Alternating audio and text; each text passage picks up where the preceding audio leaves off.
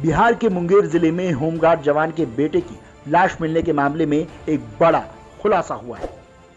आपको बता दें कि दरअसल इस मामले में उस वक्त हड़कंप मच गया जब जिले के कासिम बाजार थाना इलाके के हेरू दियारा निवासी होमगार्ड जवान अंबिका प्रसाद यादव के 23 साल के बेटे सम्राट यादव के एक मकान के पीछे लावारिस हालत में लाश मिलने की जानकारी मिली। बताया जा रहा है कि अपराधियों ने बेरहमी से उसे पहले पीटा, जिसके बाद उसकी जान चली गई।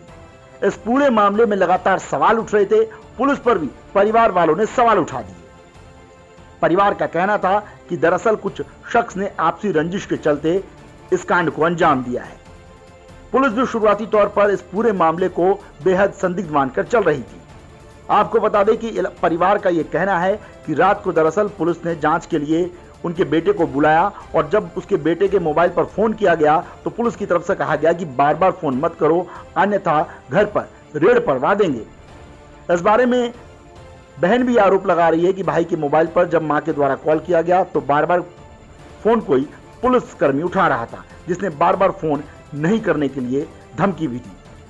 परिवार का यह भी आरोप है कि शनिवार की रात तकरीबन 8 बजे एएसआई ने बेटे को बुलाया और मामले में जांच के लिए बुलाया था। दरअसल ये पूरा मामला जुड़ा हुआ है हेरू दियारा इलाके में, चूंकि बाढ़ का पानी है और इसी दौरान दो शख्स जिसका नाम बादशाह यादव और दिलीप यादव बताया जा रहा है, उन्होंने कचरा लगाकर जो है इलाके में पुल को बंद कर दिया, जिसकी वजह से पानी यहां पर भराया था। ग्रामीणों की शिकायत पर नगर निगम से पुल के नीचे कचरा साफ करने के लिए जेसीबी भेजी गई। ग्रामीणों के साथ बताया जा रहा है कि सम्राट भी वहां गया था, जहां पर दिलीप यादव से उसकी कहासुनी हो गई तो दिलीप ने कहा कि दरअसल ये हमारी जमीन है और हमारे खेत में पानी आएगा तो हम इसे रोकेंगे ही। इसी को लेकर सम्राट को धमकी भी दी गई और बाद में इसी मामले में पुलिस वालों की तरफ से सम्राट को थाने बुलाया गया। वहीं पुलिस का कहना है कि इस पूरे मामले पर जांच की जा रही है। चलिए पहले आपको परिवार का आरोप सुना देते हैं, फिर आगे की पूरी कहानी भी बताएंगे। और जब रात में मम्मी कॉल की ना तो वो पता नहीं कौन था, वो कॉल उठाया ना तो बोला क्या हम थाना से बोल रहे हैं। तो मम्मी बोली क्या थाना से जब बोल रहे हैं तो आप अपना जो है ना उसका फोन आप क्यों उठा रहे हैं। तो फिर वो बोला क्या मेरा मोबाइल सम्राट लेके भाग गया और हम अपना सम्राट का मोबाइल मेरे पास ही है। फिर उसके बाद मम्मी रख दी कॉल। फिर मम्मी जब बार बार कॉल करने लगी तो वो बोलने लगा क्या कि बार बार मेरे नंबर पे कॉल करते हैं, मोबाइल नंबर का सीज कर लेंगे और जो है घर में रेड मरवा देंगे, छापेमारी करवा देंगे। इतना बोल के फिर मेरी मम्मी ना फिर पापा जी को कॉल किए बताएं तो फिर मम्मी तो रात भर नहीं सोए, जागते रहे कि कब आएगा, मतलब कि आधा घंटा एक आधा घंटा में देखते सुबह जब हम सब जागे तो पता चला कि भाई भरी आपका भाई का सब कहाँ मिला? कहाँ मिला? ये किरनी पुल किधर है उधर ही मिला।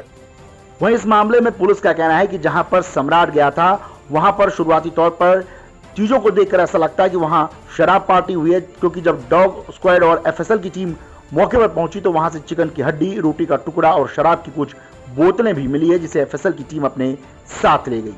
वहीं इस मामले में कुछ लोगों का यह कहना है कि शायद शराब के नशे में गिरने की वजह से उसकी मौत हो गई, लेकिन ये पोस्टमार्टम रिपोर्ट के बाद ही पता चल पाएगा कि आखिर इस पूरे मामले को अंजाम कैसे दिया गया, क्योंकि शरीर के जो सिर है उसमें पिछले और शरीर में कई जख्म के निशान भी मिले हैं, जिससे शुरुआती तौर पर ऐसा लग रहा है कि जैसे पीट कर उसकी हत्या कर दी गई और पीटने की वजह से उसकी जान चली गई। वहीं इस पूरे मामले में आरोपी पर गिरफ्तारी के लिए पुलिस को खासी मशक्कत करनी पड़ी। बताया जा रहा है कि इलाके के ग्रामीण गुस्से में आ गए और सड़क पर कुछ देर के लिए जाम भी लगा दिया। फिलहाल पुलिस ने परिवार वालों को ये भरोसा दिलाया कि मामले में कार्रवाई की जा रही है, जो भी दोषी होगा उस पर कार्रवाई की जाएगी। इलाके के लोग ये भी कह रहे हैं कि जमीन कारोबारी से इस पूरे मामले के तार जुड़े हैं, जिसकी वजह से इस पूरे मामले को अंजाम दिया गया। फिलहाल पुलिस का कहना है कि मामले की तफ्तीश जारी है, जो पुलिस पर आरोप लग रहे हैं उसकी भी जांच की जा रही है। जो कोई भी इसमें दोषी होगा उस पर यकीनन कार्रवाई की जाएगी। चूंकि पुलिस पर भी परिवार वाले आरोप लगा रहे हैं, लिहाजा पुलिस इस पूरे मामले की अलग अलग एंगल से जांच कर रही है। पोस्टमार्टम और एफएसएल रिपोर्ट के आधार पर पुलिस आगे इस मामले में कुछ भी कैमरे पर बता पाने की स्थिति में होगी। फिलहाल पुलिस की तरफ से कहा गया है कि मामले की तफ्तीश जारी है, जो भी इस मामले में दोषी होगा उन सभी पर कार्रवाई की जाएगी। लेकिन मुंगेर में जिस तरीके से ये बड़ा कांड हुआ है उससे अब कई सवाल खड़े उठ रहे हैं। साथ ही सवाल ये भी खड़ा हो रहा है कि बिहार में यदि शराबबंदी है तो फिर शराब आखिर कैसे मुहैया हो रही है और शराब पार्टी आखिर कैसे की गई। लगातार शराब सप्लाई करने वालों और शराब बेचने वालों पर कार्रवाई करने की बात तो बिहार पुलिस करती है, लेकिन कई बार जिले में ऐसे मामले सामने आ जाते हैं जो पुलिस के प्रणाली पर और पुलिसिया सिस्टम पर ही कई सवाल खड़े कर देती है। साथ ही बिहार में अवैध शराब का नेटवर्क किस तरीके से मजबूत है और लगातार पुलिस को ठेंगा दिखाते हुए लगातार शराब की सप्लाई बदस्तूर जारी है, इस पर भी कई सवाल खड़े होते हैं कि शराबबंदी के बावजूद बिहार में शराब का मिलना बदस्तूर जारी है और इसकी वजह से कई बड़े बड़े कांड बिहार में आए दिन हो रहे हैं। वहीं इस पूरे मामले पर पुलिस का कहना है कि तमाम टेक्निकल टीम और एफएसएल और पोस्टमार्टम रिपोर्ट के आधार पर पुलिस जांच में जुटी हुई है। पुलिस की टीम इस पूरे मामले पर लगी हुई है, जल्दी इस मामले का खुलासा कर दिया जाएगा। फिलहाल पुलिस का कहना है कि मामले में जांच जारी है और जांच पूरी हो जाने के बाद ही इस मामले में कुछ भी कहा जा सकता है। फिलहाल पुलिस का कहना है कि परिवार की तरफ से जो भी आरोप लगे हैं उन आरोपों पर भी पुलिस अलग अलग एंगल से जांच कर रही है। मोबाइल फोन की लोकेशन और कॉल डिटेल रिकॉर्ड को भी खंगाला जा रहा है। साथ ही जिन लोगों पर आरोप लगे हैं उनसे भी पुलिस सख्ती से पूछताछ कर रही है कि आखिर इन लोगों पर जो आरोप लग रहे हैं वो आरोपों में कितना दम है और इन आरोपों में उन आरोपियों की आखिर क्या कुछ भूमिका है। मुंगेर से ब्यूरो रिपोर्ट, न्यूज़ वर्ल्ड।